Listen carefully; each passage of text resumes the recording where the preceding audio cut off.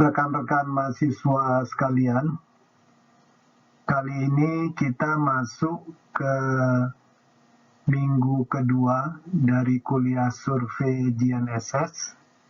Di minggu pertama kita membahas tentang tata cara perkuliahan. Nah, minggu ini kita akan membahas tentang Global Navigation Satellite System secara umum ya. Jadi ini semacam pendahuluan tentang GNSS. Nah, seperti sudah saya sampaikan di pertemuan minggu lalu, ada 4 sistem GNSS. Jadi ada GPS, Global Positioning System. Kalau ini dibangun dan dikelola oleh pemerintah Amerika Serikat. Kemudian ada sistem GLONASS, ini dibangun dan dikelola oleh pemerintah Rusia. Kemudian ada Galileo, ini sistem ini dibangun dan dikelola oleh Uni Eropa. Dan ada sistem satelit Beidou atau Kompas, kalau ini dibangun dan dikelola oleh pemerintah Cina. Nah, dari keempat sistem GNSS ini, GPS adalah sistem yang paling awal dibangun, di testing, divalidasi, dan juga beroperasionalnya juga lebih duluan daripada sistem yang lainnya. Oleh sebab itu, saat ini memang yang paling banyak digunakan itu adalah sistem Global Navigation Satellite System.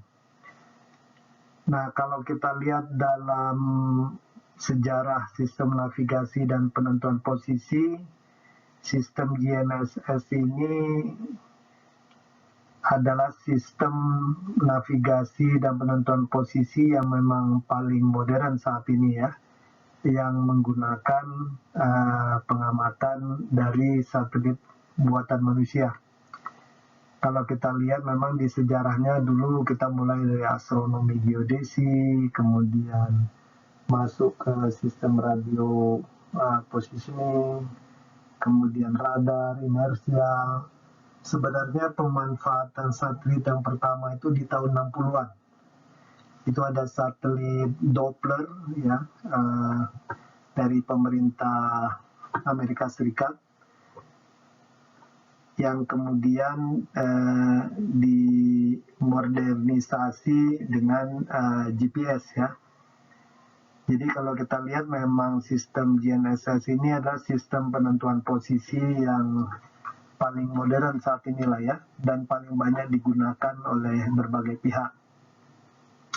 Dan dalam kuliah ini kita memang berkonsentrasi kepada sistem GPS, karena ini sistem yang paling banyak digunakan saat ini, yang paling advance lah ya, dari segi teknologi dan juga aplikasi.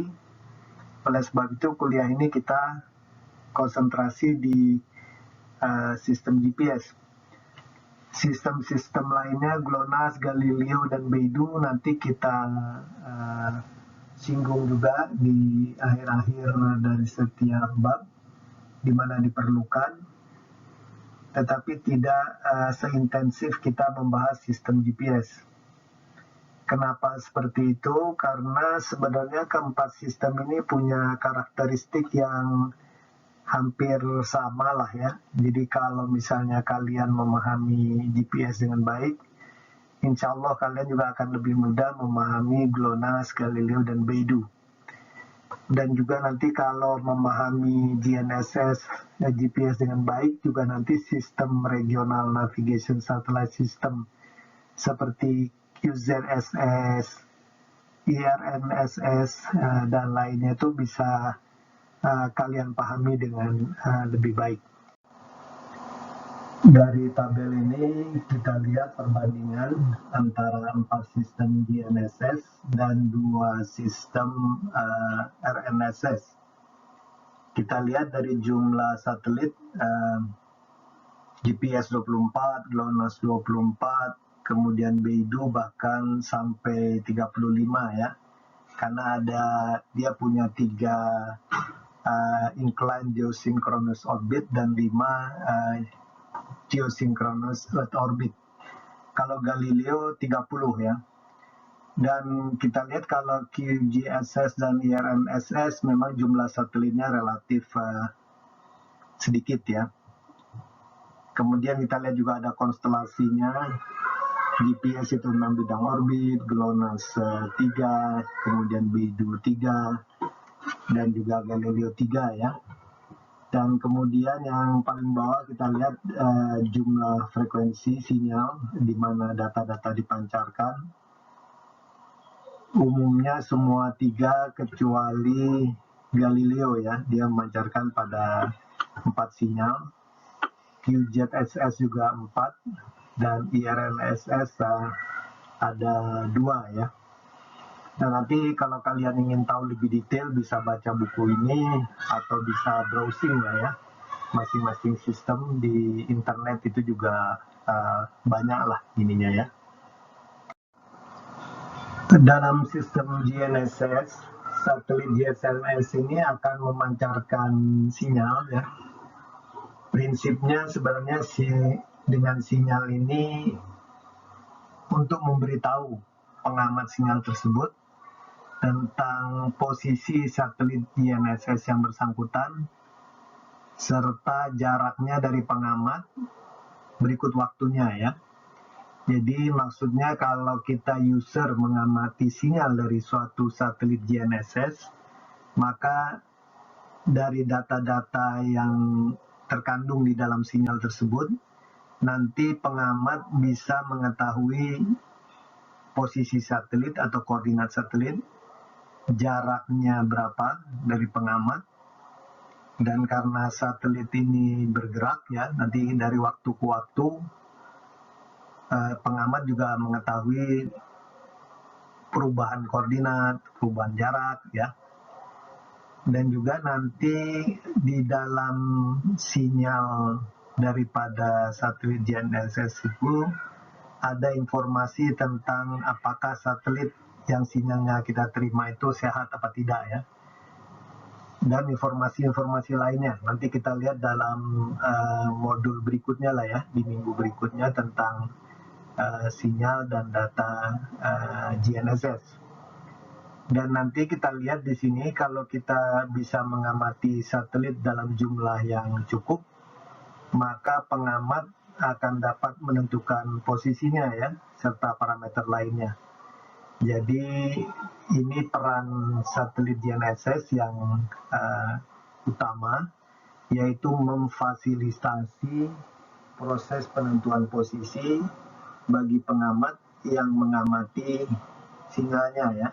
Tapi tentunya nanti dalam aplikasi sehari-hari kita harus mengamati banyak satelit ya.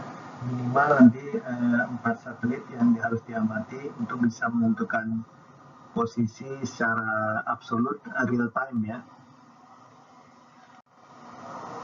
Nah, nanti kemampuan dasar GNSS, jadi sistem navigasi berbasiskan satelit ini memang awalnya, kalau kita bicara GPS lah ya, awalnya itu didesain untuk memberikan informasi tentang posisi, kecepatan, dan waktu.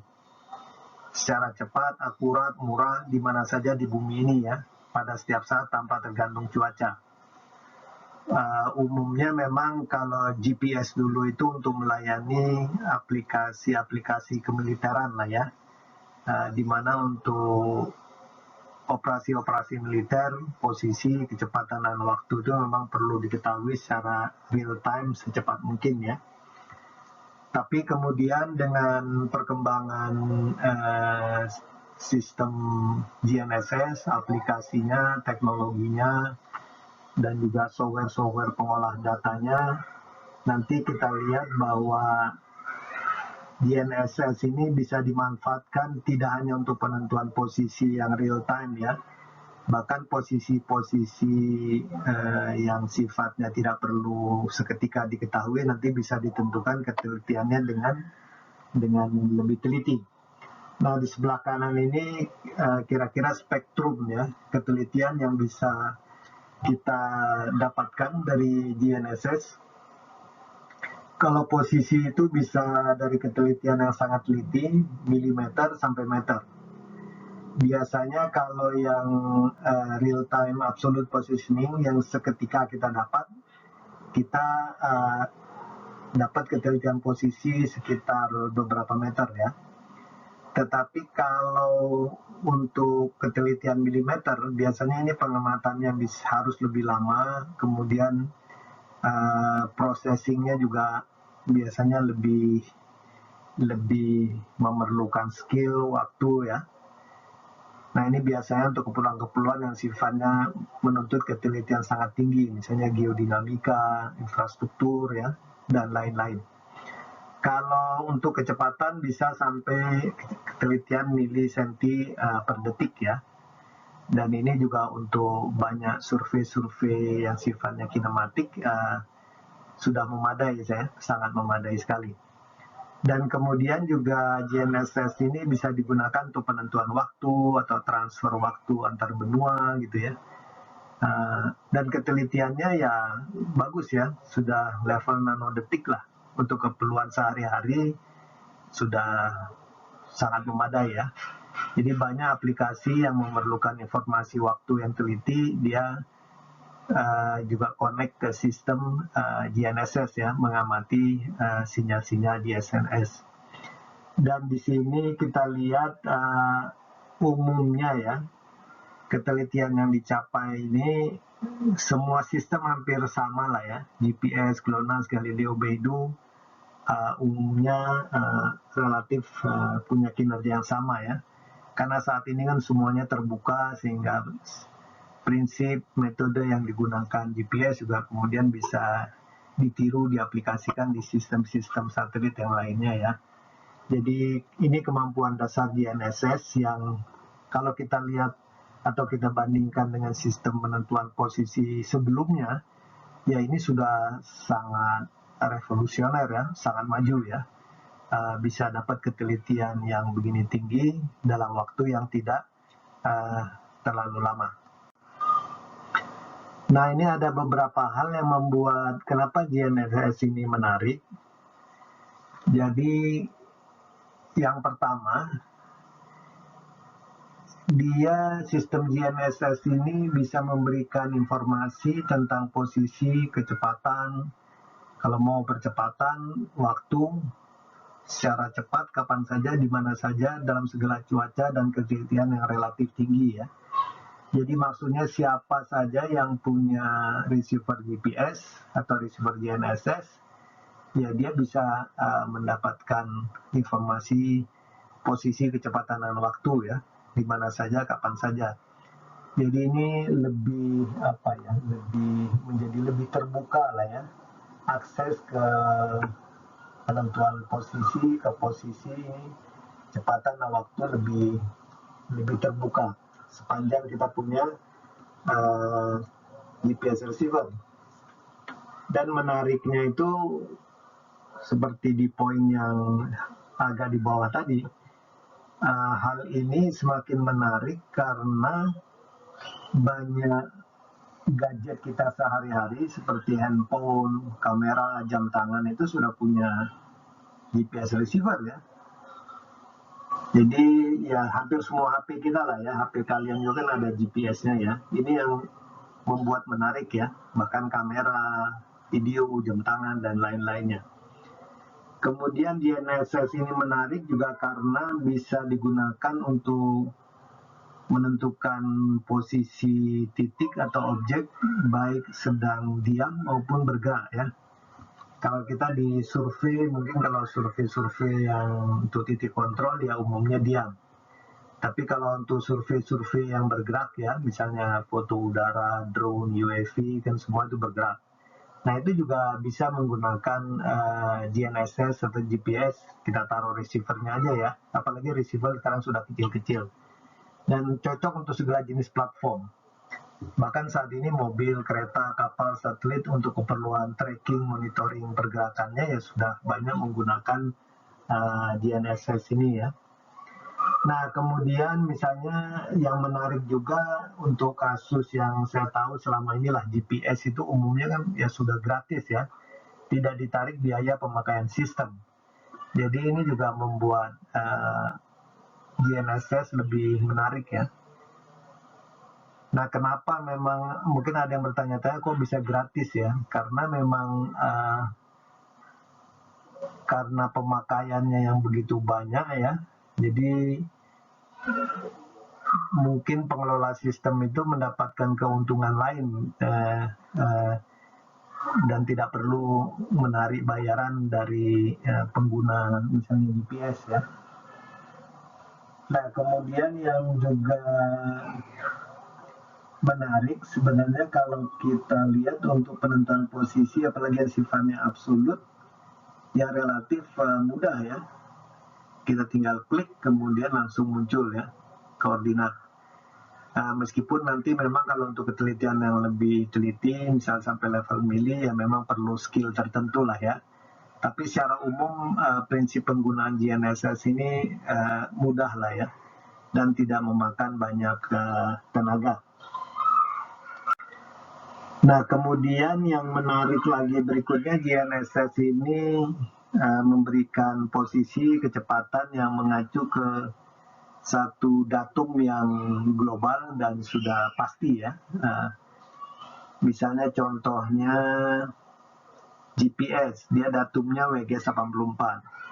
Jadi kita melakukan pengukuran apakah itu di Sumatera, di Jawa, di Sulawesi, Kalimantan, Papua, semua koordinat, posisi ataupun kecepatan nanti dalam satu datum global yang sudah relatif akurat lah ya. Misalnya kalau untuk GPS kan WG84 ya. Jadi ini untuk penyatuan datum di negara kepulauan semacam Indonesia ya sangat baik ya penggunaan GNSS ini. Kalau kita lihat kan dulu zaman kita menggunakan triangulasi ya datum itu antar pulau itu kalau bisa dikoneksi melalui pengukuran triangulasi tidak masalah, tapi banyak yang tidak bisa dikoneksi ya. Makanya di Kalimantan datumnya pemetaan dulu beda-beda ya. Kalimantan Barat, Kalimantan Timur beda, Kalimantan dengan Jawa beda ya. Kalimantan dengan Sulawesi beda dan seterusnya. Tapi sekarang dengan adanya GNSS ya menjadi satu datum ya, bisa digabungkan.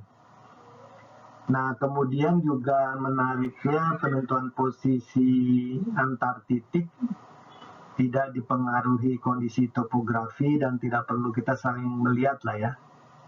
Misalnya kalau kita ingin menentukan posisi katakanlah saja kampus ITB relatif terhadap titik nol Bandung misalnya di alun-alun ya kita tinggal taruh receiver GNSS atau GPS satu di kampus satu di sana ya di alun-alun dan langsung mengamati karena dua-duanya mengamati satelit ya dan kelihatan.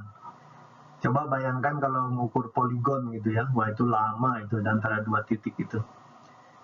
Dan kita bisa juga antar pulau ya, satu di Bandung, satu di Banda Aceh bahkan ya. Relatif antara keduanya kita bisa tentukan dengan mudah ya. Itu kenapa penggunaan GNSS menjadi menarik ya. Karena satelit itu tinggi 20.000 kilo kira-kira di atas permukaan bumi. Jadi bisa dilihat oleh pengamat yang di Sabang dan sekaligus juga di Merauke ya. Jadi bisa langsung tidak peduli jaraknya maupun kondisi topografis di antara kedua titik. Kemudian yang menarik berikutnya lagi, pengumpul data tidak bisa memanipulasi data pengamatan. Biasanya susah sekali ya. Kalau dulu di zaman kita melakukan survei pemetaan terestris, bisa pengukuran poligon gitu ya. Kadang-kadang kita sudah mengukur dari titik awal ke akhir, kita hitung salah penutup absis ordinatnya, nggak masuk ya. Nah itu biasanya kadang-kadang yang yang sudah tidak betul ya akhirnya di datanya yang dicincai lah istilahnya ya, dimanipulasi agar salah penutup absis ordinat bisa masuk. Tetapi kalau dengan data GNSS agak susah ya, karena datanya digital, juga formatnya dan seterusnya ya, dan besar sekali, kita juga bingung mau mengubah yang mana. Kadang-kadang dirubah-rubah malah tambah jelek ya. Jadi ini yang menarik, jadi setidaknya yang punya pekerjaan atau kita yang melaksanakan ya bisa lebih secure ya. Kalau memang bagus ya bagus, kalau jelek dia jelek ya. Ini yang menarik. Kemudian juga yang menarik berikutnya karena perkembangan teknologi, ya receiver GPS itu cenderung semakin kecil ya, semakin murah dan seterusnya. Saya punya pengalaman dulu waktu saya masih S2, S3 di Kanada, itu tahun 86-an ke atas ya sampai 92, itu GPS receiver saat itu yang besar-besar sekali ya. Misalnya TI 4100 yang waktu itu banyak digunakan itu sudah sebesar microwave lah kira-kira ya. Tapi sekarang ini dalam berapa tahun itu, berapa dekade langsung seperti sudah segenggam tangan ya, nggak terlalu besar lagi ya, harganya pun juga semakin murah dan ketelitiannya semakin tinggi ya. Jadi ini yang membuat GNSS menarik lah ya. Nah kemudian juga software untuk pengolahan data yang ketelitian tinggi juga sekarang ini semakin banyak, dan juga banyak yang open source ya, jadi ini juga menarik. Dan kemudian yang menarik berikutnya adalah GNSS ini juga datanya kalau kita proses, kita olah, bisa untuk menentukan parameter-parameter selain kecepatan, posisi, dan waktu yang dasar ya. Kita bisa menentukan lain-lain seperti percepatan misalnya untuk keperluan gravity ya, karena percepatan vertikal dan gravity ini bisa dikorelasikan. Kemudian karena sinyal GPS melalui ionosfer, kita bisa menentukan total elektron konten. Kemudian juga karena melalui troposfer juga bisa kita menentukan kandungan uap air ya. Karena apa? Karena sinyal GPS itu dipengaruhi oleh bias ionosfer dan bias troposfer. Jadi nanti dengan algoritma pengolahan data tertentu kita bisa mencari itu. Dan juga bisa untuk informasi lainnya. Meskipun tadi kita sudah lihat ya, GNSS ini banyak menawarkan hal-hal yang menarik ya, tapi ada beberapa hal yang harus kita perhatikan dari GNSS ini ya. Saya namakan ini permasalahan, tapi dalam tanda petik ya, karena sebenarnya permasalahan ini bisa kita tangani kalau kita memahami ya permasalahannya dengan baik. Yang pertama, seandainya sinyal dari satelit GNSS ini tidak bisa mencapai receiver, maka kita tidak bisa memanfaatkan GNSS ya. Jadi contohnya kalau misalnya penentuan posisi di dalam ruangan, di dalam terowongan, atau di bawah air. Nah ini kita sulit menentukan posisi langsung menggunakan sinyal GNSS. Karena sinyal GNSS ini tidak bisa menembus dinding ya, tidak bisa menembus tanah dan tidak bisa menembus air ya, karena gelombang elektromagnetik. Tetapi meskipun begitu sebenarnya kita bisa mengatasi hal ini dengan mengkombinasikannya dengan sistem penentuan posisi yang lain ya. Misalnya kalau kita ingin menentukan posisi di dalam ruangan gedung, tapi dalam sistem koordinat global dan sistem koordinat yang sama dengan GNSS, maka bisa saja misalnya sampai di luar gedung yang memungkinkan kita masih menentukan posisi dengan GNSS. Nah kemudian posisi titik-titik di dalam ruangan yang diperlukan itu bisa dikoneksi ke titik GNSS tersebut menggunakan radio positioning system lah ya, jadi sistem penentuan posisi yang berbasiskan gelombang-gelombang yang bisa masuk di dalam ruangan ya, dan itu sudah banyak ya yang sifatnya indoor positioning system semacam itu.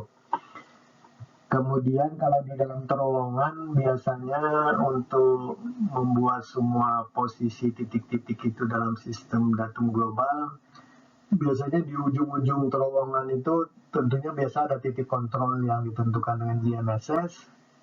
Nah, kemudian kalau terowongannya juga panjang kan biasanya ada ada shaft vertikal ke atas, jadi semacam lubang vertikal ke atas.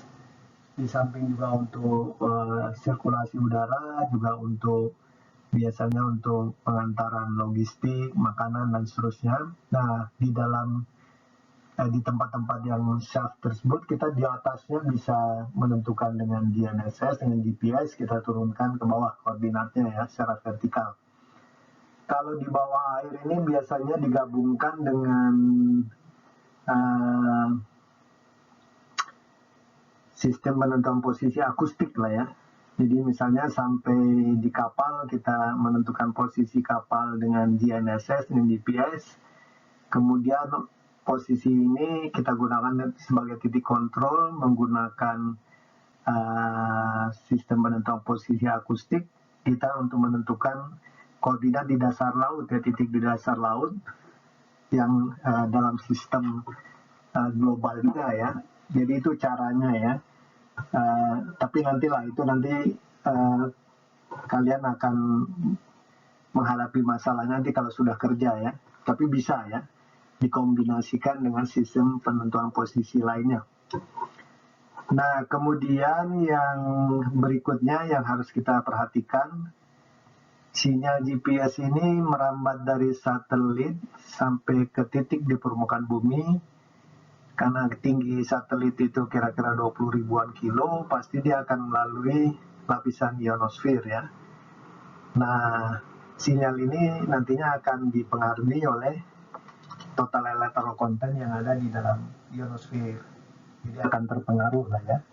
Kemudian juga melalui lapisan troposfer. Nah, itu juga nanti akan mengalami bias troposfer. Nah, kemudian begitu mendekati permukaan bumi, mendekati receiver, tentunya nanti di sekitar lingkungan receiver itu ada bangunan, ada pepohonan ya, yang bisa mengobstruksi, menghalangi sinyal.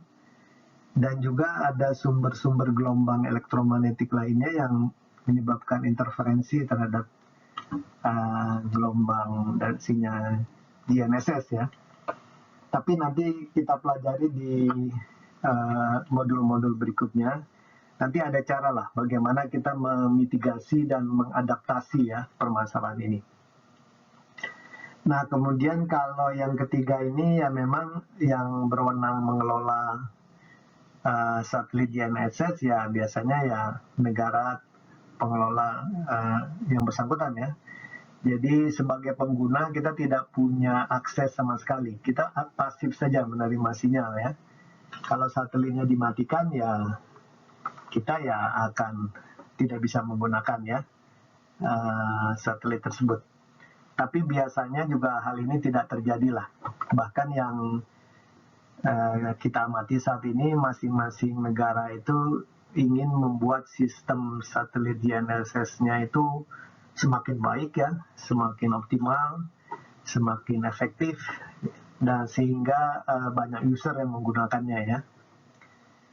Nah, kemudian permasalahan berikutnya, ini harus kita ingat bahwa datum posisi yang diberikan oleh setiap sistem GNSS ini berbeda-beda ya. Jadi kalau kita mengamati satelit GPS, nanti ada datum posisi yang kita dapatkan dalam WG84.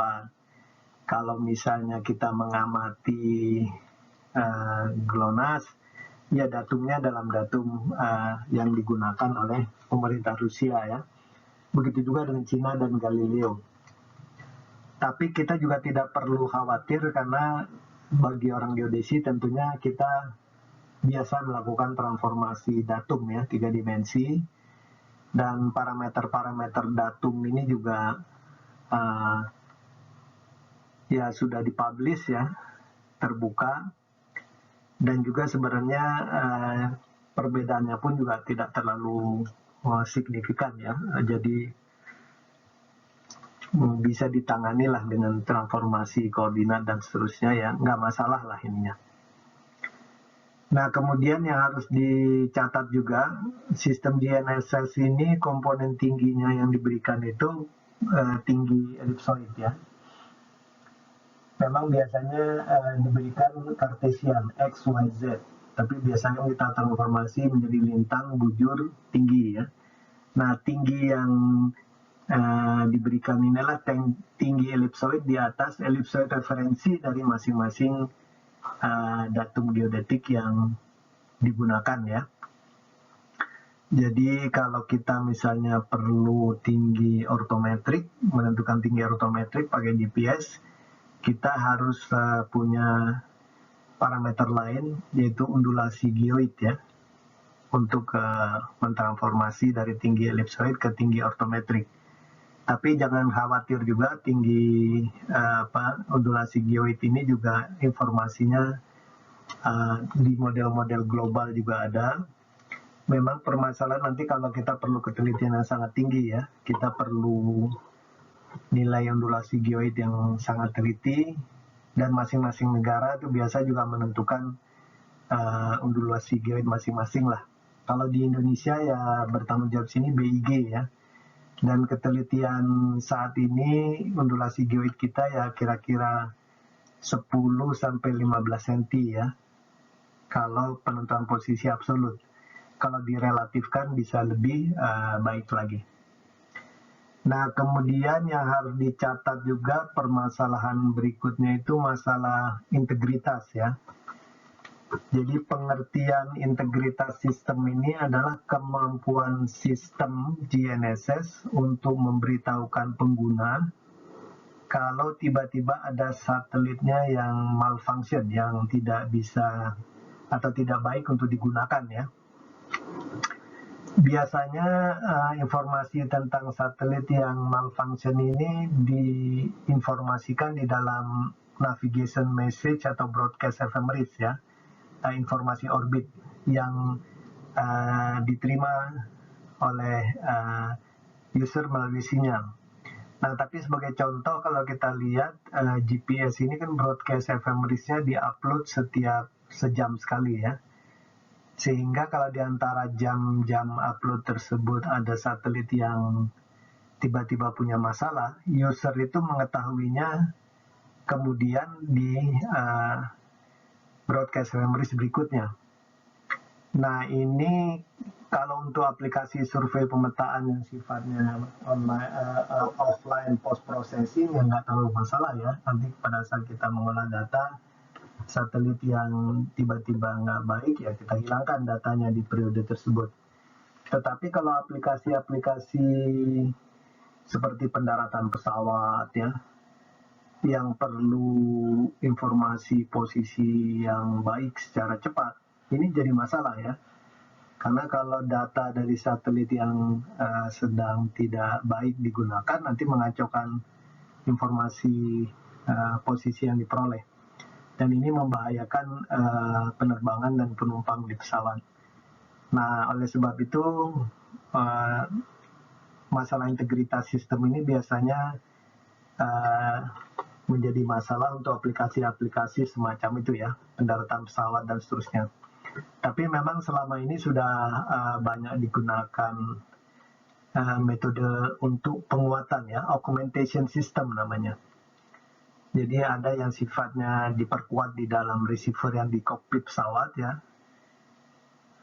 Ada yang juga dengan menggunakan pengamatan tambahan dari stasiun-stasiun di sekitar airport atau di sekitar kawasan yang lebih luas dari airport. Dan nantinya dengan GNSS ini juga dengan banyaknya satelit dari GPS, kemudian GLONASS, Galileo, Beidou.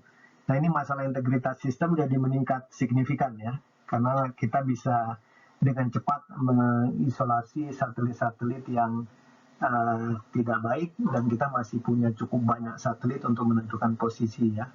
Ini salah satu keuntungan kalau nanti receiver itu bisa mengamati satelit dari seluruhnya ya, keempat sistem satelit GNSS ini. Nah, ini produk-produk yang bisa kita dapatkan dengan mengamati data GNSS. Tentunya produk dasarnya ya posisi, kecepatan, waktu ya. Tapi ya seperti saya sampaikan, kalau kita dapat kecepatan ya kita bisa menentukan percepatan kan, derivatifnya nanti antar waktu. Kemudian kita juga bisa menentukan frekuensi, karena frekuensi ini bisa diturunkan dari informasi waktu nantinya ya. Kemudian parameter attitude ini pada saat biasanya objek-objek bergerak, dia kan pada saat berjalan seperti kapal atau pesawat dia mengalami pitching, rolling, yawing ya. Nah, ini sudut-sudut kemiringannya ini bisa ditentukan dengan menggunakan GNSS juga ya. Cuma nanti perlu 3 receiver yang saling berdekatan aja. Kemudian kita bisa menentukan total elektron konten karena sinyal GNSS itu dipengaruhi oleh kesalahan ionosfer, jadi nanti kita bisa secara tidak langsung menghitung total elektron konten. Kita bisa menghitung juga kandungan uap air di dalam troposfer yang dilalui oleh sinyal. Kemudian juga dari sejumlah stasiun yang mengamati GNSS, kita nanti bisa menghitung parameter polar motion ya, pergerakan kutub, dan juga kita bisa menentukan tinggi ortometri, ondulasi geoid, defleksi vertikal ya. Tapi biasanya nanti ada yang perlu dikombinasikan dengan informasi eksternal. Jadi kita lihat memang GNSS ini menarik ya, karena data dan pengamatannya ini bisa digunakan untuk banyak hal ya, yang sifatnya real time maupun juga yang post processing, bisa yang untuk ilmiah ya, bisa juga untuk yang sifatnya location based services ya, jadi banyak manfaatnya lah. Nah, ini contohnya aplikasi GNSS di berbagai bidang. Ini ada studi yang dilakukan di seluruh dunia dari buku Townsend dan Mottenbrock juga. Jadi kita lihat di sini memang aplikasi GNSS ini berbagai bidang lah ya. Dari tentunya kemiliteran yang pertama, karena GPS pun awalnya juga untuk menunjang aplikasi kemiliteran. Tapi kemudian aplikasi-aplikasi di sipil juga banyak sekarang ya, bahkan mendominasi ya. Survei pemetaan, infrastruktur, pertambangan, navigasi, transportasi, macam-macam ya. Sampai olahraga dan rekreasi lah. Kalian bisa baca-baca lah di internet, ini banyak sekali ya. Jadi kita lihat misalnya untuk penjualan chip cell-nya itu atau receiver atau dalam berbagai bentuk, kita lihat ini dari data 2013 diproyeksikan sampai 2023 ya. Kita lihat memang pemanfaatan yang paling banyak itu di LBS. LBS ini Location Based Services, pelayanan berbasiskan lokasi. Yang paling gampang ya misalnya Gojek, GoFood ya, Grab segala macam. Ini kan semua berdasarkan pelayanan tapi berdasarkan lokasi ya. Itu mencapai sampai 53,2% ini ya, pemanfaatan GNSS selama ini. Karena ini memang yang murah meriah tapi menyangkut banyak customer ya. Nah, yang berikutnya yang banyak juga ini di aplikasi di road ini ya. Maksudnya di sini untuk keperluan tracking, monitoring, kemudian infrastruktur dan segala macam ya. Kalau surveying dia 4,5%, karena ini aplikasi yang sifatnya mungkin agak sedikit tidak mass user ya, ada di dunia geospasial lah banyaknya. Kemudian pertanian juga ada, penerbangan, kelautan. Tapi mungkin nanti masing-masing negara punya ini yang berbeda-beda ya ininya. Nah, coba sekarang kita mulai masuk ke sistem pertama. Ini sistem GPS. Ini sistem yang paling banyak digunakan saat ini, dan dalam kuliah kita juga nanti kita banyaknya ke sistem GPS inilah ya. Jadi yang perlu ditekankan tadi sudah disebutkan mungkin. Jadi ini satelit yang paling awal ya dari GNSS sebenarnya. Diluncurkan pertama itu 1978. Sesudah itu ya memang validasi, testing segala macam, dan dinyatakan operasional Desember 1993. Tapi sebenarnya pemanfaatannya sudah sejak diluncurkan itu. Saya ingat bahkan untuk PhD tesis pertama yang menggunakan data GPS itu tahun 82 itu sudah keluar ya. 4 tahun sesudah satelit itu diluncurkan. Kemudian juga untuk keperluan survei pemetaan di Indonesia akhir-akhir 1990 juga Bakus Surtanal itu sudah memanfaatkan ya. Kemudian juga perusahaan-perusahaan minyak sebelumnya juga sebelum Desember 1993 itu sudah menggunakan ya. Jadi Desember 1993 itu hanya secara operasional resmi lah ya. Nah, seperti dikatakan tadi, ya cakupannya seluruh dunia, beroperasi secara kontinu, tidak tergantung cuaca, dan lain-lainnya ya.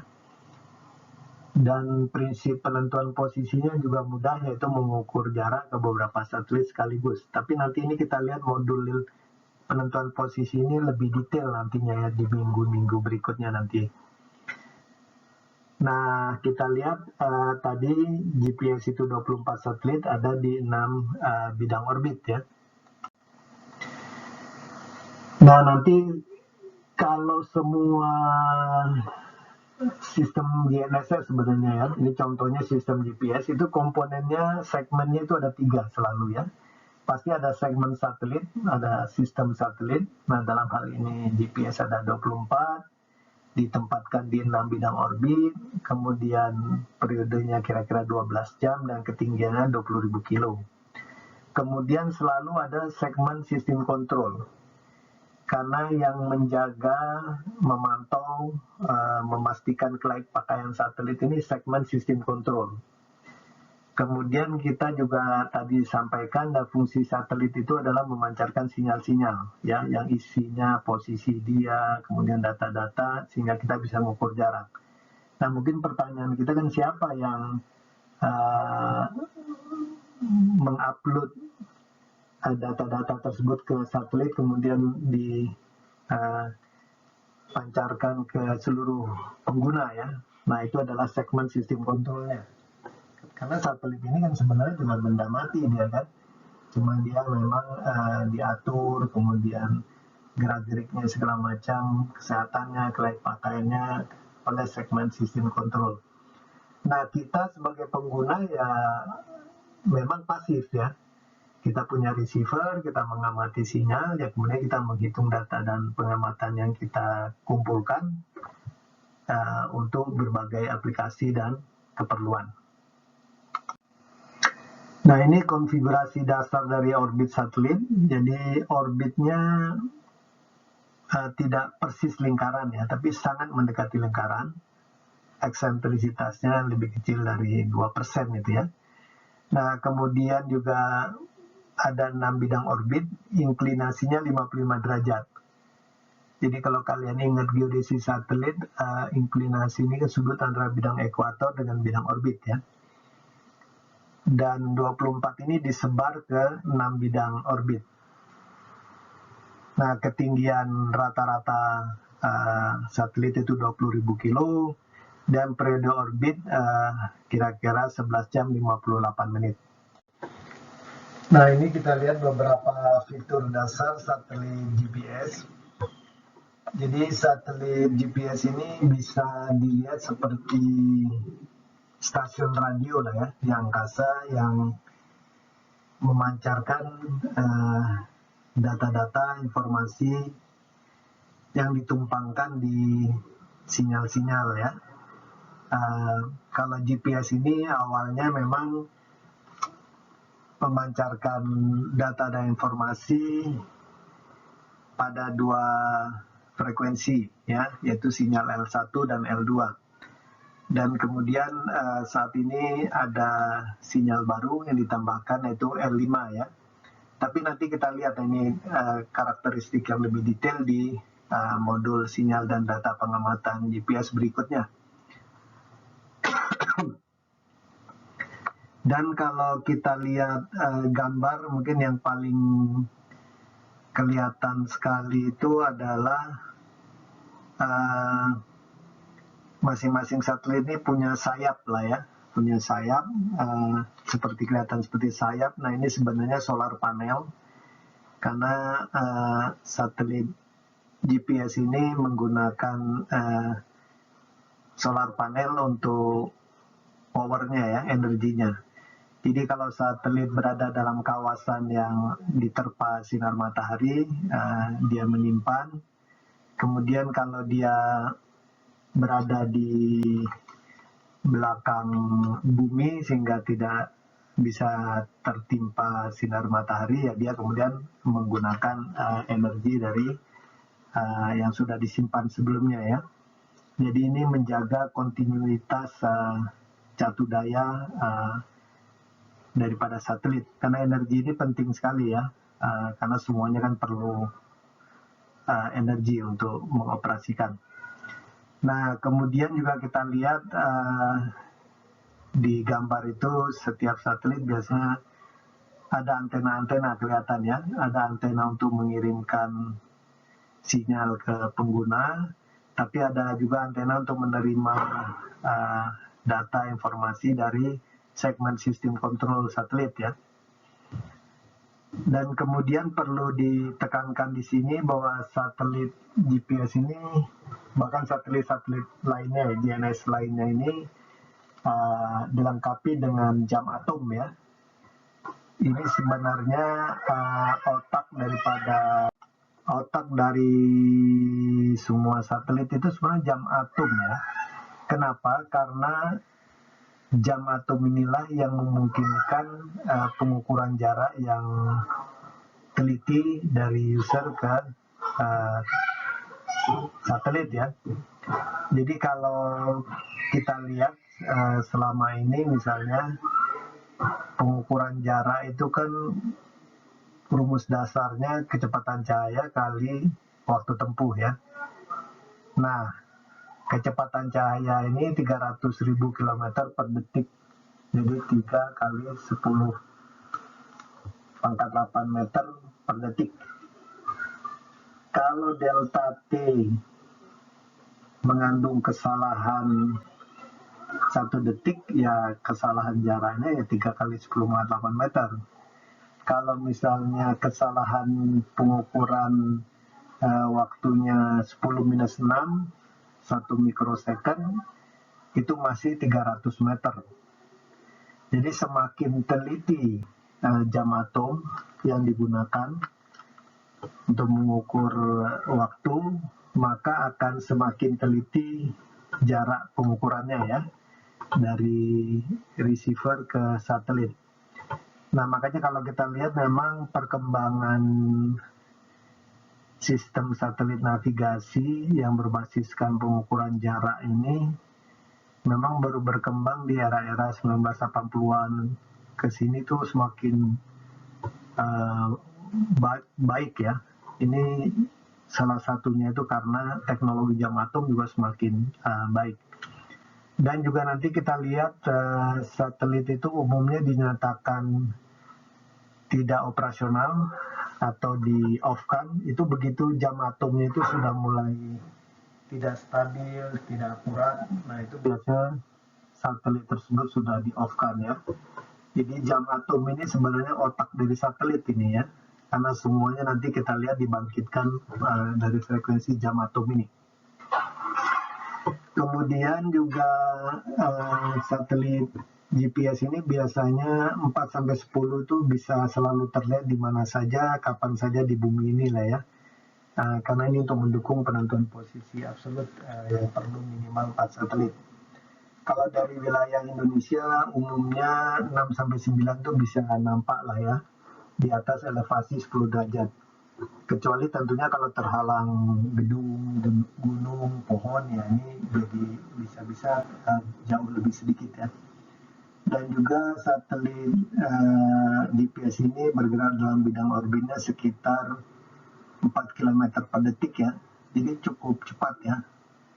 Jadi kalau 1 jam 3.600 detik ya kalikan saja ya, 3.600 kali 4 km per jam ya. Jadi memang ini cepat sekali. Nah ini kita lihat perkembangan jenis satelit GPS. Jadi di awal yaitu sejak diluncurkan dari tahun 78 itu ada beberapa kategori satelit GPS. Yang pertama namanya blok 1, kemudian blok 2, blok 2A, terus ya sampai sekarang blok 3-3F. Blok 1, blok 2, dan blok 2A itu sudah tidak operasional lagi ya. Sudah selesai masa tugasnya. Nah, kalau sampai kemarin akhir Juli itu ada 31 satelit GPS yang operasional. Breakdown-nya bisa dilihat di sini. Blok 2R yang paling tua itu masih ada 10, kemudian 2RM 7, blok 2F itu 12, dan blok 2 satelit. Nanti kalian bisa lihat lah ya di situs-situs tersebut perkembangan jumlah satelit ya. Jadi kita lihat memang meskipun jumlah dasarnya itu 24, saat ini 31 satelit. Ini biasanya karena ada blok 2R yang seharusnya misalnya secara prediksi usianya sudah berakhir, tapi ternyata masih ada yang berfungsi bagus ya. Jam atomnya masih baik dan segala macam. Jadi sayang kan kalau di off-kan, jadi tetap digunakan. Nah sementara blok baru yang sudah direncanakan sebelumnya sudah siap untuk diluncurkan. Nah makanya diluncurkan ya. Jadi makanya jadi menjadi lebih dari 24, saat ini 31 satelit. Dan ini perbandingan beberapa di antara blok-blok satelit tersebut. Biasanya semakin ke sini semakin teliti, masa usia pemanfaatannya juga semakin panjang ya. Dan kita lihat juga nanti ada penambahan sinyal juga biasanya dilakukan di satelit-satelit yang lebih baru ya. Misalnya L5 itu frekuensi sinyal yang ketiga itu ditambahkan di blok 2F. Kemudian di blok 3 itu ada penambahan sinyal untuk civilian yang keempat ya, yang itu kode yang di L1 itu ditambah ya. Dulu kan cuma ada CA code, nah ini jadi L1 code ditambah. Jadi ini bisa dibaca nanti ya di situs yang diberikan. Tapi prinsipnya pengelola GPS itu berusaha terus memodernisasi ya sistem satelitnya, dan juga data-data sinyal yang dikirimkan juga itu semakin baik, dan juga usia daripada satelit semakin lama ya. Jadi ini semuanya tentunya menguntungkan kita ya sebagai pengguna. Dan tentunya juga GPS kan dia ingin tetap terus leading ya di antara sistem-sistem GNSS lainnya. Tentunya mereka tidak akan mau disalip oleh GLONASS, Beidou atau Galileo ya. Jadi wajar lah kalau masing-masing negara itu berusaha membuat sistemnya terus continuous improvement ya, lebih baik dan lebih baik. Nah ini distribusi satelit GPS saat ini yang 31 tadi. Jadi kita lihat dari bidang orbitnya itu ada yang lebih dari 4 ya. Karena untuk menampung satelit-satelit baru yang naik ya.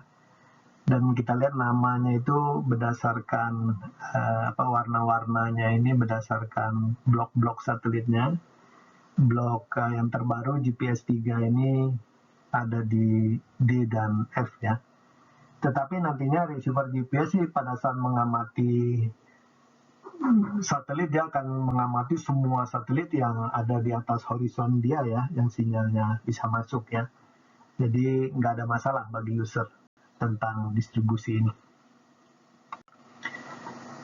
Nah, kemudian kita lihat segmen sistem kontrol GPS. Jadi segmen sistem kontrol GPS ini fungsi utamanya dia harus memelihara dan memastikan kelayak pakaian daripada sistem satelit ini ya. Fungsi-fungsinya berjalan dengan sebagaimana biasanya, operasionalisasinya juga berjalan sebagaimana biasanya ya. Nanti fungsi detailnya bisa dibaca semacam inilah ya. Tapi intinya segmen sistem kontrol GPS ini memastikan bahwa satelit-satelit GPS ini berfungsi dengan baik, tetap berada di dalam orbitnya. Kemudian juga data-data yang dipancarkannya nantinya, apakah data ephemeris, almanak, dan data-data lainnya itu selalu up to date, selalu akurat ya, sehingga user bisa menentukan posisinya dengan baik. Kemudian juga ya kesehatan satelit, kemudian solar panelnya, baterainya, dan segala macam lah ya. Jadi segmen sistem kontrol ini dia yang terus terang yang berat ini kerjanya ya, karena dia harus beroperasi ya 24 jam sehari terus menerus ya, 7 hari seminggu, 365 hari per tahun. Jadi nggak boleh tidur istilahnya ya, karena harus memantau terus sistem satelit GPS ini. Nah, berikut ini kita lihat sebaran stasiun sistem kontrol GPS. Jadi stasiun kontrol GPS ini ada berbagai kategori. Nanti kita lihat ada satu master control station, yaitu yang ada di Colorado Springs. Dan kemudian ada alternate master control station, jadi semacam backup ya. Kalau ada apa-apa dengan yang di Colorado, maka ini ada alternate master control station Vandenberg Air Force Base di California. Kemudian juga ada 11 command dan control antenna station, dan ada 16 monitoring site ya. Dan kita lihat di sini memang sebaran daripada sistem kontrol GPS ini, kalau sudah lihat dari barat ke timur dan dari utara ke selatan ya, mencakup seluruh bumi kita ini ya. Jadi memang ini betul-betul global, karena GPS ini sistem global. Jadi ketelitian orbitnya memang kalau bisa seragam ketelitiannya di seluruh dunia. Oleh sebab itu pemantauannya pun dilakukan dari stasiun-stasiun yang tersebar relatif merata di seluruh dunia. Nah, ini secara umum prinsip kerja sistem kontrol. Jadi ada sejumlah monitoring station, dan ini dilengkapi dengan receiver GPS yang kualitasnya paling baik biasanya. Jadi monitoring station sini mengamati satelit-satelit yang ada di atas horizonnya ya. Nah, kemudian data-data dari seluruh monitoring station ini dikirimkan ke master control station.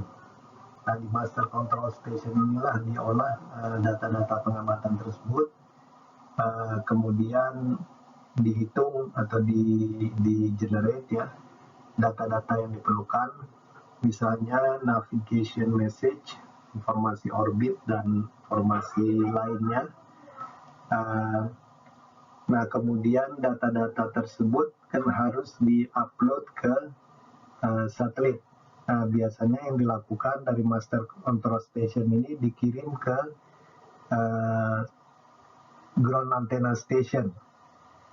Nah, jadi kalau mau mengupload ke satelit tertentu, nanti dari Master Control Station akan dikirim ke Ground Antenna Station yang terkait. Kemudian dari sana diupload ke satelit GPS ya. Nah, di sini bisa dibaca, nanti kalian baca sendiri fungsi dari monitor station itu apa, kemudian dari master control station, dan kemudian juga dari ground antenna station. Nah, di slide ini terlihat gambar yang sebelah kanan itu master control station dari GPS, yang di sebelah kiri itu salah satu monitoring dan tracking station yang adanya di Hawaii ya. Nah, kalau kita lihat di sini akan terlihat jelas ya, pertama itu apa ya, remoteness dari lokasi stasiun ini ya. Kalau kita lihat di malah master control station ini yang di Scrivel Air Force Base, kelihatannya seperti di tengah gurun seperti itu ya. Dan juga yang di Hawaii ini terpencil di pegunungan. Nah, ini menunjukkan bahwa memang pemerintah Amerika salah satu faktor yang diperhitungkan adalah keamanan dari master control station dan juga tracking stationnya. Karena seperti saya ceritakan sebelumnya, kalau control station ini down, maka problem ini ya untuk operasional satelit ya. Oleh sebab itu memang kontrol segmen ini harus betul-betul dijaga oleh pemerintah Amerika, apalagi GPS ini kan awalnya juga satelit untuk keperluan militer ya. Jadi memang penempatan control station dan tracking station pun juga betul-betul dipilih yang tingkat keamanannya tinggi lah ininya ya. Nah, kemudian kita masuk ke segmen berikutnya, yaitu segmen receiver GPS penerima ya. Jadi kalau kita lihat di sini ada beberapa tipe receiver GPS ya.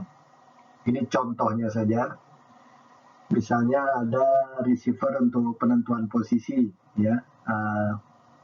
Kemudian ada untuk transfer waktu. Kemudian ada yang untuk menentukan attitude ya, pitching, rolling, yawing. Nah, biasanya yang untuk attitude determination ini antenanya dia ada 3 ya, bersaling berdekatan. Dan kemudian ada yang istilahnya tachymeter, jadi dia untuk menentukan langsung total electron content. Nah, tapi memang kita concern dalam kuliah ini yaitu receiver untuk penentuan posisi, dan nanti pun jika kita lihat untuk penentuan posisi itu receiver biasanya dibagi, ada yang tipe navigasi, ada tipe pemetaan, ada tipe geodetik ya. Dan juga nanti tipe navigasi ini pun dibagi 2 lagi, tipe yang sipil dan militer. Dan nanti juga receiver ini ada yang bisa mengamati pseudo range, carrier phase, bahkan bisa ada yang di satu frekuensi, 2 frekuensi, 3 frekuensi ya. Jadi nanti macam-macam lah. Misalnya contohnya navigasi, tipe navigasi biasanya hanya mengamati pseudo range ya. Kalau sudah pemetaan biasanya juga carrier phase, tapi biasanya 1 frekuensi. Kalau geodetik biasanya sudah pseudo range tambah carrier phase tapi di 2 atau 3 frekuensi ya. Dan nanti kita lihat juga receiver GPS yang untuk pemanfaatan di daratan, di lautan, atau penerbangan dan luar angkasa ini kadang-kadang karakteristiknya, arsitekturnya beda ya. Karena dinamika yang harus dialami oleh receiver juga berbeda ya. Misalnya kalau untuk penerbangan kan dia beda dengan untuk di darat yang statik ya. Tapi itu nanti bisa kalian baca-baca lah ya di internet atau di buku dan seterusnya. Dan kita lihat juga saat ini receiver GPS itu GPS card-nya ya atau chip-nya itu juga banyak sudah diintegrasikan dengan perangkat gadget ya, seperti handphone, jam tangan, kamera, video dan lain-lainnya. Jadi memang spektrum receiver GPS ini cukup luas lah ya. Nah, seperti saya katakan tadi, ini untuk penentuan posisi, biasanya memang kita concern di 3 tipe ini, tipe navigasi, tipe pemetaan, tipe geodetik. Biasanya semakin ke kanan di gambar ini ya, itu ketelitian dan harga meningkat lah ya. Jadi tipe navigasi ini biasanya untuk kita kalau perlu ketelitian misalnya 1-3 meter tapi absolut ya, real time, nah itu kita bisa menggunakan tipe navigasi. Tapi kalau tipe pemetaan mungkin kalau kita perlu ketelitian katakanlah desimeter ya, kita ke tipe pemetaan. Kalau kita mau ke geodetik, biasanya ini untuk ketelitian yang mili, kita harus menggunakan tipe geodetik ya. Dan harganya juga biasanya navigasi paling murah, geodetik paling mahal ya. Dan navigasi ini biasanya absolute positioning, kalau pemetaan dan tipe geodetik ini biasanya untuk